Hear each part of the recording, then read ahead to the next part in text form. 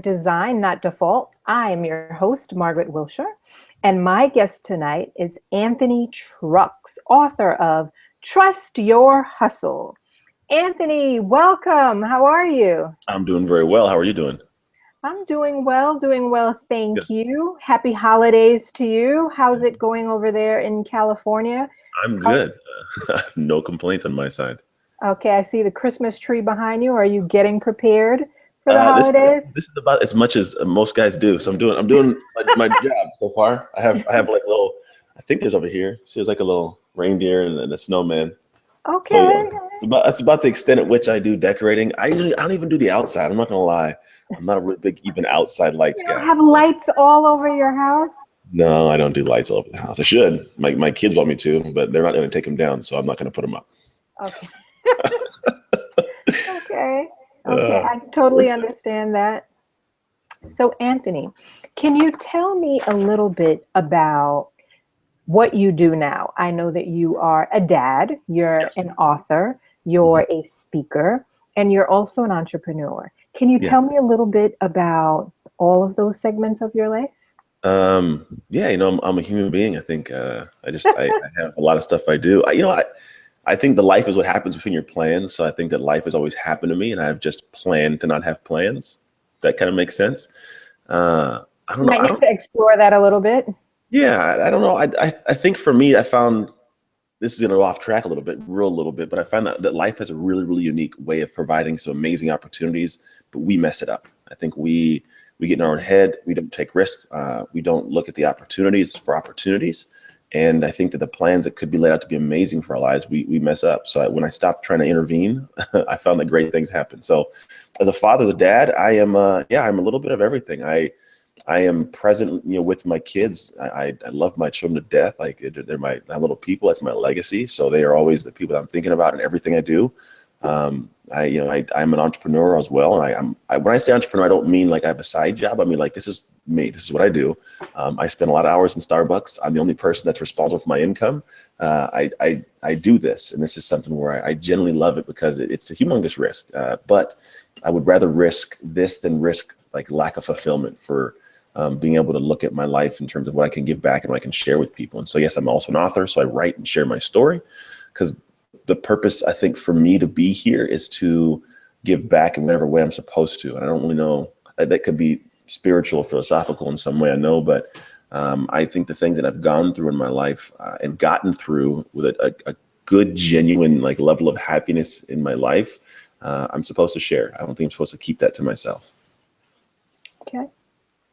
Now, I read your book and I am completely blown away by your story. I think you have an incredibly amazing story. You've been through quite a lot Mhm. and you've managed to turn your story around for the best. Can you tell me about your childhood a bit? Yeah. So my childhood was, kind of me being a ping pong around a bunch of foster homes. At 3 years old, my mom put me into to foster care, and that's my first memory. Like I remember being given away, and it led me through like a lot of dark places, a lot of places where I was essentially a paycheck. So as long as I didn't die, they could do whatever they want. So they beat me and starved me, and a lot of torture, a lot of weird things. But essentially, it was something where for many years I was like real shut off, emotionally angry kid for obvious reasons, and it just wasn't really a positive place. And it was something that took me a lot of years to move past. But then when I moved past, I wish I could say it was easy, past my childhood, but even, life is life. A lot of my adult years were, a lot of different trials, tribulations. But I think for me, the childhood was one thing that I don't like it happened, but I appreciate what happened because it's made me who I am right now. Okay. Can you tell me? I know you went through a lot of difficult experiences and you explore this in your book, Mhm. but out of is there one memory that you have as a child that's really significant, maybe a turning point that's helped to really shape you into who you are today, or maybe even drive some of your values? Is there something significant that you remember? Yeah, there's a lot of memories, but I remember one specific memory. And just a heads up, hey Torian, hey, can you open the front door? I think your sister's here. My kids are floating around. Um, I remember for like a lot of years I was angry. So like at 6 years old, I got put into a house. Okay, at 6 years old, I got put into a home that would be my home now. And when I got put into that home, it was kind of like a lot of trials. Like a lot of stuff happened with my first foster dad, my adoptive mom, and like a lot of craziness. And then I experienced about 8 years. Hey, Torian. Hey, Torian. I need you to be quiet, please, son. That's what happens when you're a father. At 14, after 8 years of a lot of craziness, I got to a place where I was now experiencing like a weird shift in life. I got to a place where I had a whole lot of like people in my life that were supporting me. And I finally got adopted because I was in foster care really for many, many years. Then I got adopted. Once I got adopted, I was now in this place where I could for the first time play sports. And football was a big part of my life at this point now, because for many years I could not play. I wasn't allowed to because my biological mom had what's called parental rights. And parental rights essentially says that although she doesn't live in my household, in my foster home, she has final say. And so like I was in a lot of turmoil for years. I basically had a household with two sets of parenting styles and structure and yes and no. Like it was just really weird. And then I remember like I'm sitting in class at 14 now. I've played football for 2 years. I was 15 years old, played football for 2 years. My adoptive mom had contracted or been diagnosed with multiple sclerosis. And I was just basically tanking in grades, tanking in school. Nothing was going well. And I remember just sitting there in a class. It was Mr. Howell's English class. I'm in the back right corner. It's his last desk. And as I'm sitting there, I'm like, I was actually in a black parka eating a baggie of Cinnamon Toast Crunch my freshman year of high school. I don't know why, it's just what I remember. And I remember just like I was basically giving everything up. I was about to chalk up football, which I loved. I was about to chalk up, just doing good in school. Like everything was just basically going to go to the wash, because in my mind, it's like, well, I'm a foster kid. This is normal for me. To be unsuccessful is going to be a normalcy. It's just what I'm supposed to expect in life. I must accept that. And I didn't find out until actually recently that I found if you go to any prison in America, 75% of inmates are former foster youth, and only 2% ever graduate college.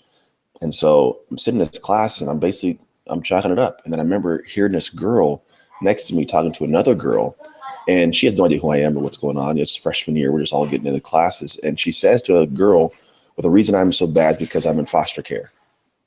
And it was this really like pivotal moment just in my paradigm shift of a new perspective of, do I sound like that? Like, is that how I'm going to sound all my life? I'm going to be end up, sometime later on in jail or beating my kids or beating my wife and saying, oh, it's because I was in foster care. And I remember going home that night and sitting in the corner of my bed, and I was just staring at the wall. And I'm like, I don't want to feel like this anymore. Like, this is not something that I want to experience for the rest of my life. And so I shifted internally, and it was this desire to just be great. Like, I want to be great. I no longer want to be a statistic. I don't want to be this kid that has all these things in my past being because of one thing in my past. Like, I didn't want to have those things circle around. So I shifted, and I just was like, I'm going to put effort into something. So I put effort into football. And it was that off season of football that I spent every day with the football. I ran routes at the park. I did push-ups. I didn't know what I was doing. I just worked. And I came back the next year, and I was a monster. Like, I went from not being very good at football to moving from, my sophomore year as just a regular guy to varsity as a sophomore. I got a scholarship, played the NFL. Like, a lot of things happened past that point. But it was that point at which I realized, like, I could teach myself how to be successful. Like, I could come out of my hole. Essentially, I put towards this. There are a lot of people that will find in their life, there's a lot of tools around you. Like, you can find a tool, like we're using a tool, Google Hangouts, right? Or webinar, it's a tool. The technique of how to use is one thing. Like, how do I use that thing, right? So there's a tool around, there's also technique. And then you have the community, like people who lack community, they're struggling because there's no one to bounce ideas off of. And so what I found was, in my life, I had community. I'd been adopted. I had tools because physically I could play the game of football. I had technique from my coaches, but what I was missing at that time in the game of football, what a lot of people are missing in the game of life or in their businesses, is the technician.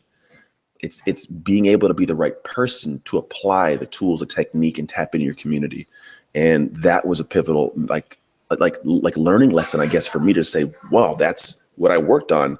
And that's what I've applied over the years to be able to do the things I do now, which is be an author or play in the NFL or be a speaker or just whatever it is, like an entrepreneur. Like, a lot of the things I struggled with as a kid taught me how to endure. And I learned that they are assets when I choose to use them that way. Wow, that's very powerful. At 15, at such a tender and vulnerable age, here, student next to you, like it was almost like projecting outside of yourself, except it was somebody else saying it. You had the insight to kind of sit there and say, whoa, is this what I sound like? And from that moment, to make this decision and then go hard, Yeah. like I'm going to make it. And this is what I have. You realize that physically you were capable to play the game, and you were like, I'm going to put everything into it. And it made a change. And that in itself is like a testimonial. It's proof. It's like, Mhm. okay, I did this. So if I did this, what else I really Yeah. apply myself? It's pretty much How it. were you? How else were you able to eliminate some of the negative self-talk? Oh man, I think that's a natural part of it. I mean, every day to this day, I still have like, man, can I do that? It's like a question, but the way that I eliminate negative self-talk is I call it ejecting the pessimistic co-pilot. So in your brain, it's like this is our vessel. We're traveling the clouds with our dreams, right? But then you get to this point where you have this co-pilot. And the co-pilot's like, I don't know if you should do that. We can't fly there. And they start taking the trip. They nosedive, right? So I'm like, I don't want to have that. So I eject it. But the way I eject it's unique. At this point in my life, I've been through a lot of craziness, right? Just all the years. What I found is I like puzzles. I like challenges personally. And I think some people, they want to get away from challenge. They want to get away from the puzzles. I like solving things. And so when I get to a challenge, I pretty much laugh at the situation. It sounds awkward, but like in the back of my head, I'm like, let's see what you got for me now. And so I find ways to test what I got in me. And so I guess the way I get past the negative self-talk is I provide it in a sense of, in my mind, a structure of, yeah, it sounds bad, but how can I solve this puzzle of the hardship or the headache? How can I get through this? How can I find a way past? And so I counteract it with more of like a drive to not even always talk positively, but a drive to prove it wrong or to solve the problem. Because really all problems are just, it's solving something that's awry. And I think also sometimes the meaning that we place on situations is incorrect. Like really no situation has a meaning except for the meaning you place upon it. So things that are problems for me would be like dreams for somebody else. Like someone would wish to have, a car of mine that may break down, right? They'd love to have a car. So it's a matter of the meaning I place on it to be unhappy or happy, or to have it be a problem or not a problem. It's like if I put the meaning around it, that this is a hardship or a headache or a problem I can't solve, then it becomes that. And it sounds a little philosophical, but if you choose to say, you know what, this isn't, as at the end of the day, a horrible thing to work through, like I can figure a way out of it. And then one thing I teach people is like failures and rejection and problems you run into, there are levels to it, but most people don't even understand there's levels to it. There's actually 6 levels to it. And it goes through abject, and below abject is structural. Behind structural is glorious, then it becomes common, then it becomes I can't think of it. Common failure goes to version failure, and then it goes down to predicted failure. And these levels of failure, abject is like you can't come back at all. Structural is it messed the structure up, but you can rebuild it.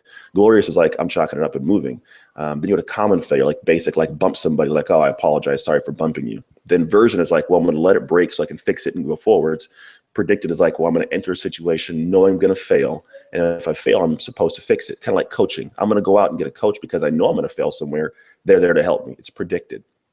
What happens is people get around these common failures and they shoot them into the abject box, like it can't be fixed. And they stick it there. And because they stick it there, there's no moving past. And that's where the negative self-talk ties in, because they put it there as opposed to saying, well, maybe it's not an abject, never can come back. Maybe it's a structural failure. Maybe it's a glorious failure. Boom, it broke down. Let's fix something and create something new. Relationship wise, people are like, I'm never going to be loved again. I'm never going to be lovable again, because they put it up here. But really, it's like, well, what if I can learn something and restructure how I operate to be able to be loved again later on? Or my business is failing or it's horrible, I can't fix it. I put it up here when it's like, well, maybe if you just restructure your marketing, or you change the way your systems operate, or maybe you hire somebody new, or maybe you stop making all the decisions and take your insight from the people around you and let people like redirect so you can change things. But when people start getting to the place of this self-talk, telling them it's abject, it's the end of the world, they can't come back from it because they won't allow themselves to. That actually would be a really great handout or downloadable PDF. I have all this stuff structured out. The things I'm telling you, I've created courses structure for this is actually, yeah, it's actually a module that I have a whole bunch of modules that are designed within courses I create, which one is called reframing failure. Reframing failure is how do you reframe your failure and move past it. Okay, because I can actually see myself like taking that and saying, okay, I can reframe this, and this can be solved. Yeah. So okay. Going back to just your childhood, what were your dreams as a child? Oh man, It's not going to sound good. My dreams were like not to get beat every day and to be able to eat. Mm.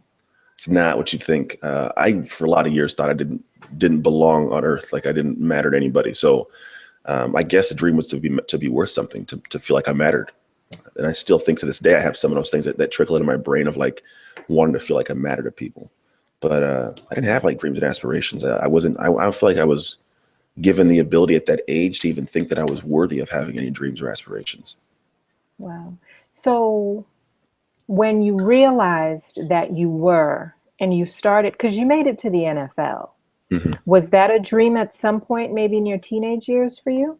You know, this is odd. I think because of the sport you play and you're supposed to want to go to the NFL, but no part of me thought I ever would make it. I mean, like, I was like, oh yeah, I'm gonna go to the league, but it was like verbal, but it wasn't really in my heart. You know, it was kind of like, oh, I'm gonna go play in the NFL because everybody thinks that's where you wouldn't play. You know, um, I don't know. I don't think that the dreams were in set in that same exact way. But I think what I liked for just life was I wanted to be able to enjoy the days, and I want to how to explain this.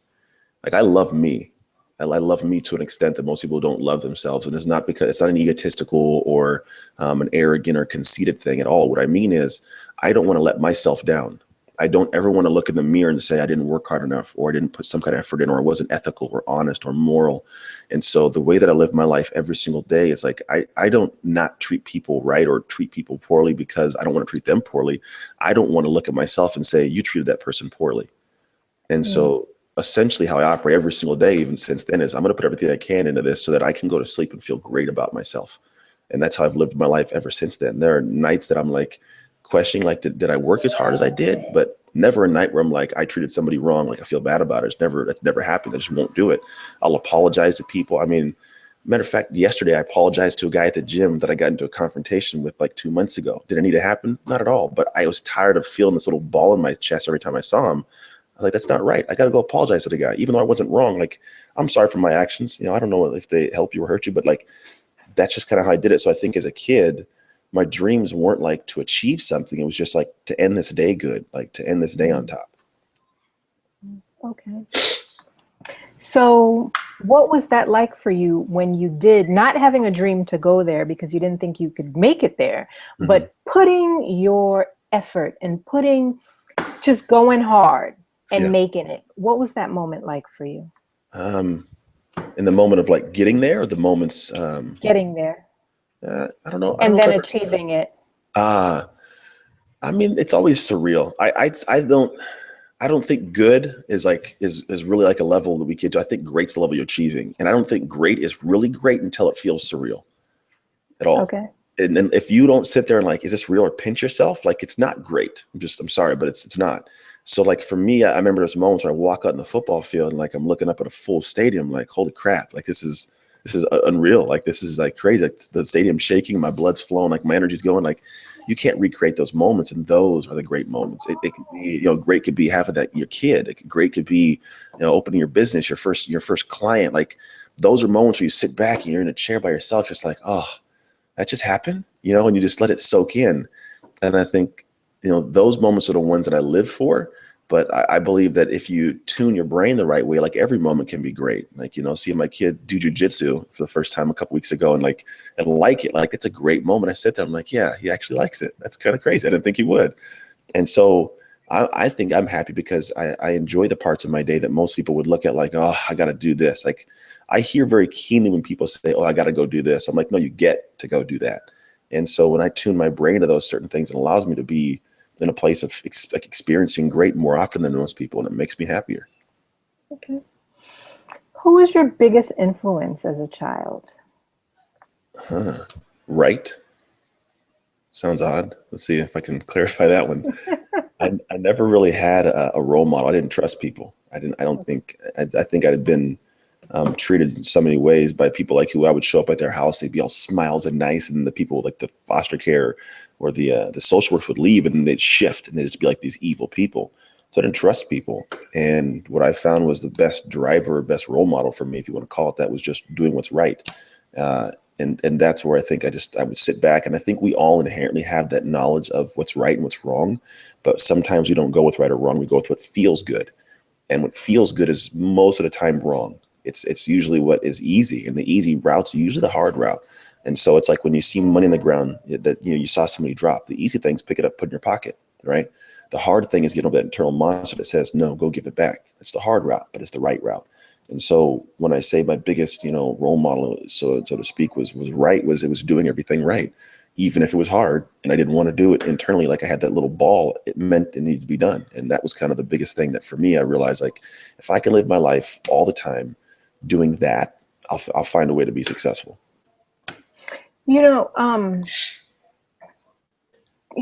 How did you know it was right? So, for example, sometimes kids who don't have good role models and they're in certain situations like yourself, they don't know, like, or we think they don't know, or we say, well, they did not have proper training, or they didn't have, and they, because people can go the opposite direction, like we know. Yeah. And sometimes it's because they don't have good influence. True. So how was it for you that you were able to say, that's wrong? And there's a lot of integrity and honesty there. Like, how were those values instilled in you? I think we all actually have that. I mean, we could go down and say that, well, somebody doesn't know if it's right or wrong to do certain things, but do you know it's not right to hit somebody and make them cry? Like, yeah, you know that. Do you know it's not right to steal? Do you know it's not right to lie? Like, I think some of these things are basic, natural. Like, once you become communicative and you can speak, you shouldn't lie, you shouldn't steal, you shouldn't hurt people. These are basic concepts. And I think for me, it wasn't somewhere I had to learn that. It's just, I think we know these things. It's just being able to act on them and stick with them, even when they become difficult or hard or out of our comfort zone to do so. And I think that's where the kind of normalcy is. So, yeah, I guarantee a lot of people do not have, in my situation, perspective-wise, the ability to be able to do it. But I think happens is, like, where I was getting close to for a lot of years at 14, 15-year-old age, where I was kind of in that place, is you start thinking, well, the world did this to me. Who cares? I'm going to do this back to it. And I think that's kind of where I was going to. I was going to that place. Well, I'm just going to get back in the world. So I think that's how you go to a life of crime. You justify because of what was done to you. And I think in justification, you think about the whole concept of it, you're having to talk yourself into this other thing. It's not about this moment now, it's about the past moments. And when you have to talk yourself into doing something, now we know it's not supposed to be taking place. When you get to that level, I think that's where it's choosing right or wrong. Is, do you try to find a reason to make yourself feel good about this thing is going to be bad because you're having to make an excuse for it? Or do you just go with the right thing, which is the right thing, regardless of what happened in the past? Okay. Makes sense. So tell me now about you deciding to share your story. What events led to you deciding to want to share your story? If there wasn't an event that led to it, just why'd you decide to share your story? Such a personal story. Yeah, I don't know.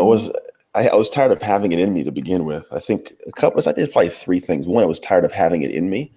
I think it just needed to come out. Two, I want my kids and my grandkids to know who I am, because I think at the end of the day, when we all leave, like, there's stories about us, but if you write your own story, then it's there for people years later to be able to understand who you were.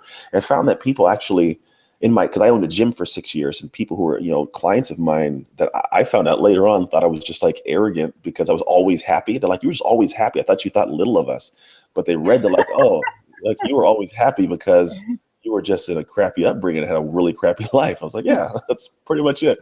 So part of it was because I want my kids and everybody to know who I am, like, really know why I am who I am. And I think the third level of why I share it is, it's more of it's personal. It's actually not even in the book, because I think when this was all going on, it was kind of like hadn't really happened, which was my mom, like my adoptive mom. When I was in right before high school, she contracted multiple sclerosis. We diagnosed with multiple sclerosis. And about a year and a half ago, she passed. And I was in the room holding her right hand as she took her last breath. And it was like this really, it's one of those moments that, like, you don't want to relive. But I think in reliving it's allowed me to have strength in my life. And part of it is, it was great to have her out of pain for, so many years. She was in pain and you could see it. And it was tough to see her go through that. And then the other side, it's like, I got a chance to reflect on my life and really everything that goes on.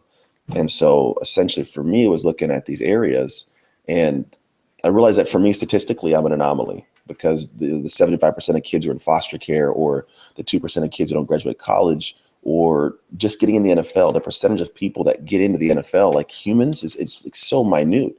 And so for me, it's essentially, hey Tatum, that's rude. Can you go back up and finish it and I'll help you when I'm done? Kids are awesome. She's getting it closer to my face. And so what I realized was in those areas that I was able to do something like and not be in jail or not be like a statistic was because she impacted me. Like she loved me when I shouldn't have been loved. Like in my mind, like I was a bad kid. Like I was trying to be bad so she'd give me back to foster care so I could go back with my real mom. Because at the time I didn't know my real mom wasn't a good person to be with. And so like I remember sitting there and thinking like she just 17 years of her life were gone, and then her life's gone. Like what could she do? She didn't do much because she was bedridden and in a wheelchair. It's like her life was stripped from her. There's so many people every day right now that have health that can go do something, like, and they have dreams, right? My mom took her dreams to her grave. Like it sucks, but that's the reality of it. But everybody else has dreams and they're walking around every day and they're not going after them. It's like, why are we going after them? Like I'm doing mine. Like, and she impacted me. And then I'm like, well, I don't have the right to complain about them because I didn't do it without help. I didn't do it without somebody impacting me.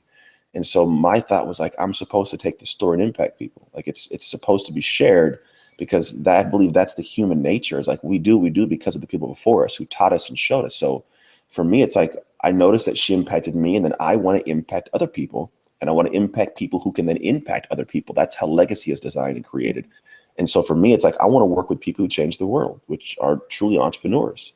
I mean, if you want to call like, Edison and all these, past Einstein, these inventors, yeah, they may have worked at colleges, but they were entrepreneurs.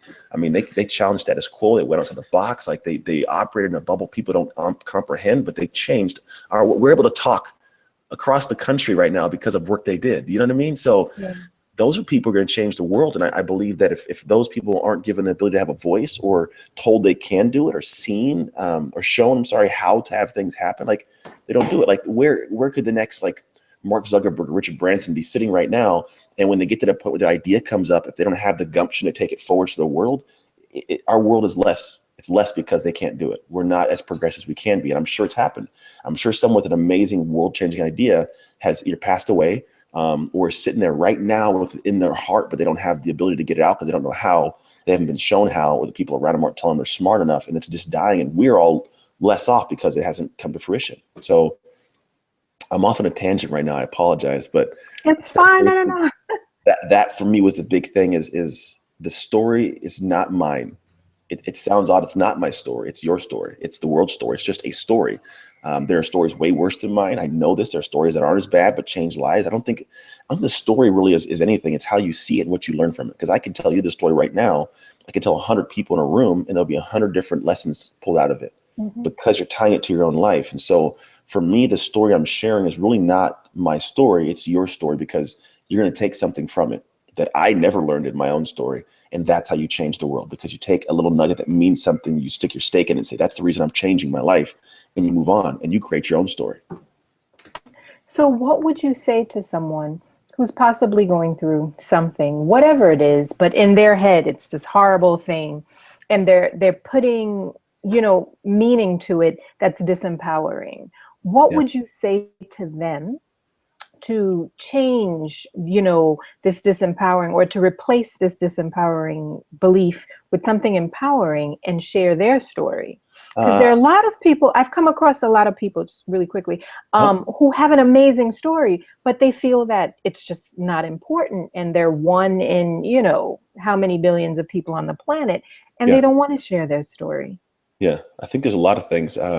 This is a message that it popped into my head years ago, and I didn't know what to do with it. And it's what I named my company, which is you got to trust your hustle.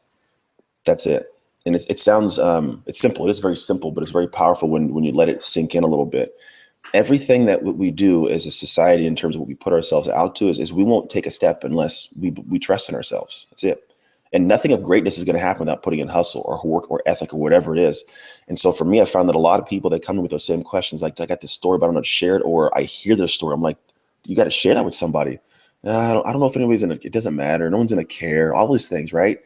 And I think it boils down to not trusting that people will care, not believing people will care, like not trusting that it can change something. And that's not That's not our decision to make. If that makes sense. Like it's not my decision to make to determine if it helps you. It's really not. It's my decision to make to say, do I trust that I am going to be able to put something out and it could help somebody?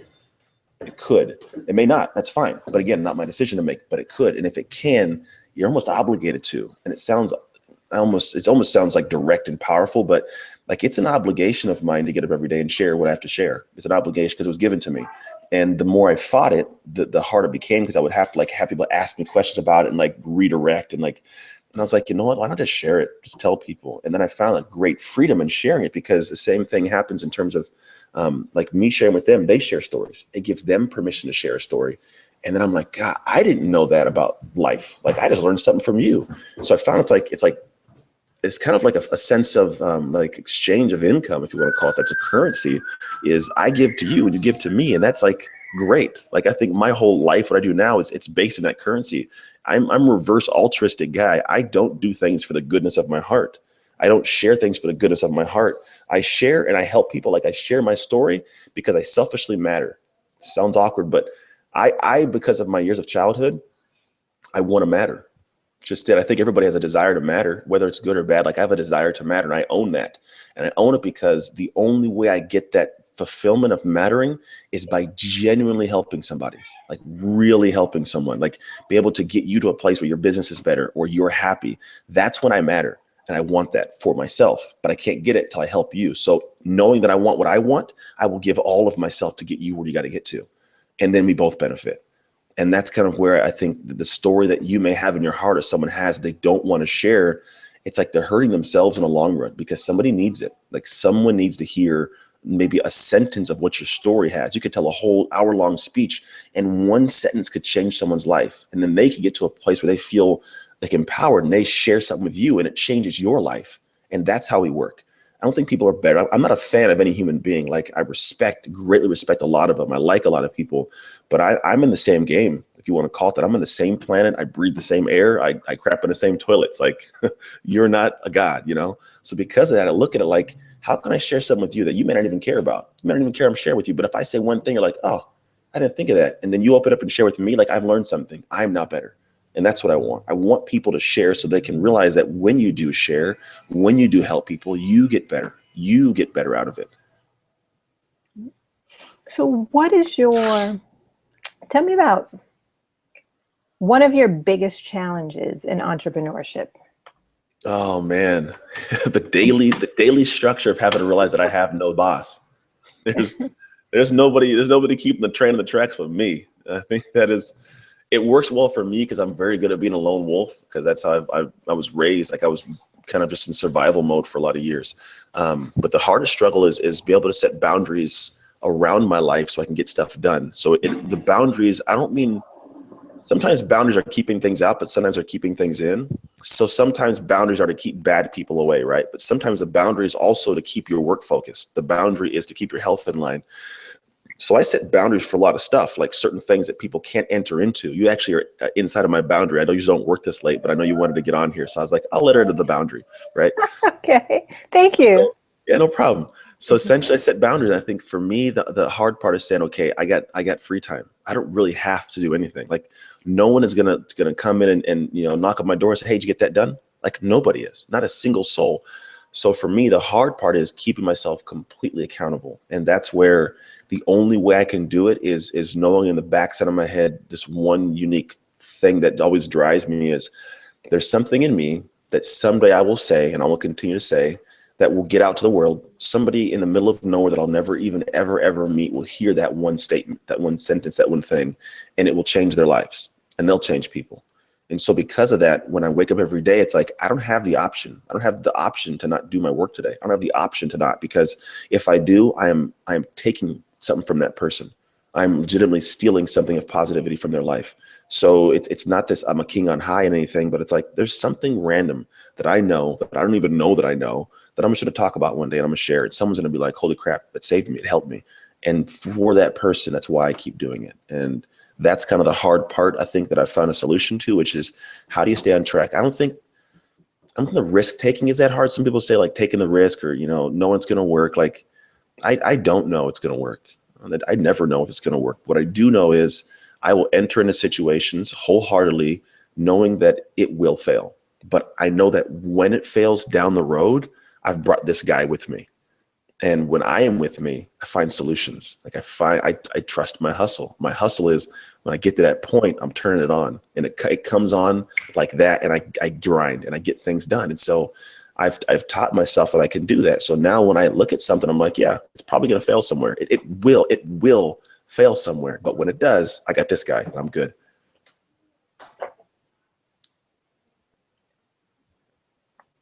I really admire your work ethic, I have to say. The way your self-talk, it's very positive. It's more than just positive. It's intense, and there's a constant reminder there that I have important work to do, and I'm going to get out of my own way. Whatever comes up, like you said, the pilot who you said you always have those questions. It's like, hey, go over there. Yeah. I'm going to steer this plane, where I need it to go right now because it's my obligation. Yeah, all the time. Every day. I am not perfect. Every day I have to fight myself. I think that's amazing. I am currently taking neuro-linguistics programming and learning hypnosis. Like, I'm taking all this mind stuff now. Yeah. And I find it fascinating that, the biggest fight goes on up here every day. And it's almost like, it's funny because I think yesterday I was having a conversation with myself, and I was like, why is it that, like, my biggest enemy is potentially me, and there's this constant fight to overpower and do the right thing. Yeah. And it's interesting because it's daily. I don't understand it yet. Maybe one day I will. Maybe it comes from just us being us living on autopilot for most of our lives and fighting bad habits and bad patterns. There's this constant to get to a point where you no longer have to fight with them or deal with them. But it's quite interesting. So, people can know that you can change. You do have the choice. The choice is yours, as you have clearly demonstrated by your life, the example of your life, which is pretty amazing. So thank you for that. Very welcome. I wanted to ask you about your speaking engagements. What's that like being a speaker for you? Oh man, I don't know. I like it. I think for me, it's getting my kicks from football. Like I used to have those energetic feelings of like, oh, nervousness. Am I going to perform? Am I going to miss a tackle? And now I get to go on stage. I'm like, same thing. Am I gonna make people mad? Am I gonna make them happy? Am I gonna win? Am I gonna lose? I don't know. But it's a chance to just really live in my moment. And I realize that for me, I get up on stage and this is somebody's life. It's not just an hour. It's like, it's part of your life. And I will never go up there and devalue any part of anybody's life. Like this right now, we're talking. I know that someone right now is watching this and they're giving me part of their life. So in part of their life, I need to make sure I'm giving as much of myself as I can. And so when I get on stage, I do the exact same thing. What are some of your speaking engagements, your topics that you talk about? Excuse me. They're all over the place. A lot of, from parenting to relationships to business. I do a lot of stuff with entrepreneurs, to health and wellness, because I did fitness for a lot of times, to athletics, to, sports training. It's sad that I can cover so many topics. I think it's because I'm an insatiable learner and I'm a great teacher. So I can communicate lessons to small metaphoric levels to help somebody learn something. I think that's one of the hard parts for most people. Most people that are amazing brains can't teach a concept. And that's the hard part. And so they may be at a level 100, but they can't teach a level 2 because they can't get it synthesized down. So I may learn something only to 50%, but if you're to level 2, I can teach you something still. So I take it from 50% down to that level, the fifth level 50, to a level where you can actually absorb it at level 2 and bring you up. And so the speaking engagements, they vary depending on what a person wants to hear from me based on my experiences. Okay. So now I'm going to ask you something fun. Okay. Tell me about being a dad. Yeah, dad's fun. Actually, my daughter's coming down here in her gymnastics leotard. What's up, little girl? Can you lock that door in a second? This is Tate. My kids it's amazing to me that they live with me, if that makes sense. Like growing up in foster care, that wasn't an option. So it's unique to me. We actually have to get to jujitsu in about 5 minutes. I might have to leave. but I get to have fun and teach little people how to grow up to be good, big people. And I think that's the big blessing and responsibility I've been given that I openly love to be able to get, because it allows me to care for people and teach people lessons that I wish someone would have taught me. And that's the fun part, is be able to see them just laugh and smile and grow. And that is, it's uniquely different. It's for most people, it's simple, but for me, it's very powerful every single day to see my own kids. Yeah, I understand that. And your children are your greatest. They actually are your teachers. Oh, yeah, all the time. Yeah. All the They're time. your greatest teachers. Yeah. So before you leave, Yeah. it's tradition here at Lifestyle by Design that you give 3 action steps that people can, that people can implement in their lives right away. In my room. In the middle hallway. 3 action steps. 3 action steps. Okay. Start living a life that they want to live. First one is know why. The reason I say why, hey kids, it's like the one time to not talk a whole lot. Now my dog's barking. So the one thing you got to start with is a reason why you do something. And when the reason you say is why you do something, and it's not the reason you can spit out in 2 seconds, it's the reason that is so deep and so dark inside of you, it's hard to speak in the public. That's the one you got to find. That one will make you go past every single hardship without fail. Because if you can do that, you'll move. You'll have consistency. Consistency is what breaks down walls. Once you have that, the next level is getting to a place where you have this reason why, and you have to put habits in place. Now that you know what you have to do, you have to adjust your habits. I'm not going to ask you again to be quiet. You're chasing the dog and I'm doing something. Thank you, son. Oh, not right now. Please, not right now. Like 30 seconds. Sorry, people. This is life. I'm a real human being. The second level is you have to get to a place where you have habits that you create. First, you have to find the right habits. It's the big thing. Some people put habits in that are horrible habits. Find the right habits, put them in. And I mean, structure how you're going to put them in is the hard part. It's really getting into saying, okay, here's the right habit. It's I'm going to change it and then change it. Don't just tell yourself you want to. You got to change a habit, because the habit is what affects your behavior. Your behavior is what affects your life, and that's how you change things. So you have to know why you're doing something. Now you know why. Change your habits. Change your habits, things change. Cut people out. Stop doing drugs. Stop drinking. Start exercising. Do good habits. Read. Whatever you choose to do. Meditate. The third thing is create boundaries. You got to create boundaries so people can't come in and affect your habits. It's kind of like a habit is saying I'm in this nice, open dirt area, and a habit's a new plant I'm going to put so the plant can grow to be beautiful. If you don't go in and create a boundary to keep the weeds out, then you're going to affect the growth of your plant. They're going to steal the nutrients. They're going to steal your ability to grow your plant really, really big. And so essentially the boundaries are, what people do you keep out? What substances do you keep out? What do you keep in the boundary? So when it's time to have family time, this is my family time. Nothing can come into the boundary, certain things like that. So you got to create those boundaries, and those boundaries are predicated on, like, I give you 5 steps how I put the boundaries in real quick. First step you're going to go through is you have to have a bigger picture order reason why you're doing something. You got to have a reason why you're doing something. Once you set a parameter that says every decision I make goes closer to or farther from that. Hey, I'm almost done. Now you have a parameter is saying, I won't go outside this box. So an easy one's drugs. I don't want to be a druggie later on. The parameter says if I have these drugs, I don't do them. It's outside this box. I don't do drugs. Now you have to have an awareness. The awareness is saying that when someone offers me drugs, I have to know I'm being offered drugs, right? You have to be aware of the situation while you're in it. The next one's a trigger. Because you're aware, you must have a triggered response because of the parameters and the bigger order reason why. The trigger is something that has to happen without you thinking about it. Because when you think about it, you can go right or left. Because you are thinking in advance, the trigger should say, I don't do that. And now you don't do it. The last portion is the hardest, willpower. The willpower to stick to it. This is how habits happen. So if the habit is like, I want to kick a habit of smoking cigarettes. I don't want to smoke cigarettes. The parameter says no cigarettes. The awareness says, hey, buddy, you want a cigarette? The trigger is, no, I don't. The willpower is when they say, you sure? No, I don't. Just one. I really don't. Really just no. And then you have to keep saying no. That's the willpower part, because all that means nothing.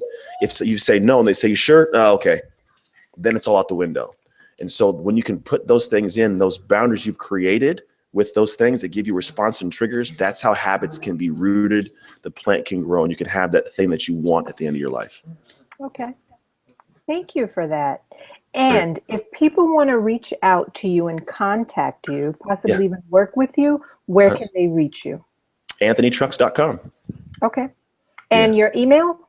Email is contact@AnthonyTrucks.com. Okay. Anthony, I want to thank you very much for your time. Very, I very much. honor you for living your message and for really changing your life. This goes to show that people like you do exist in this world. We do have the choice to change our thinking, to change our beliefs, to replace things that are disempowering with beliefs that are empowering. You are Yeah. a living example for that. And I want to Thank say thank you very much for your time. And thank you to your kids too for sharing you a bit here. No problem. No problem. Thank you. I appreciate your time as well. Thank you. You're welcome. So Ta-ta. thanks again. You're Have a welcome. good night and have fun at jujitsu. Will do. Does she Bye. know Good night.